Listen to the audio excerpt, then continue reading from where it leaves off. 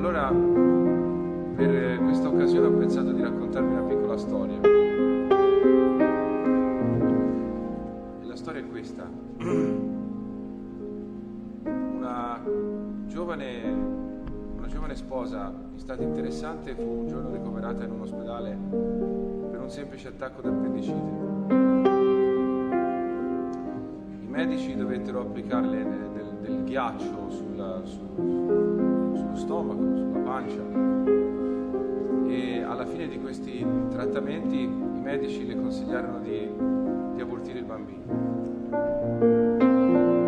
Le dissero che era quella la soluzione migliore perché il bambino sarebbe nato sicuramente con qualche infermità. Ma la giovane, coraggiosa sposa decise di non interrompere la gravidanza e il bambino nacque. Quella signora era mia madre e il bambino ero io. Sarò di parte, ma credo di poter dire che quella scelta fu una scelta giusta. E spero che questo possa essere di incoraggiamento per tante madri che qualche volta si trovano in momenti difficili, momenti di vita complicati, ma vogliono salvare la vita del loro bambino.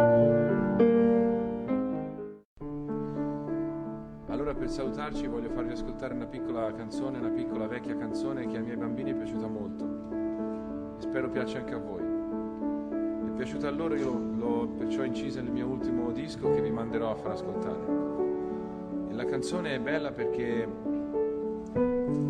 una canzone gioiosa, una canzone che esprime felicità. Dice così: voglio vivere così, col sole in fronte e felice canto beatamente. Voglio vivere e goder l'aria del monte, perché questo incanto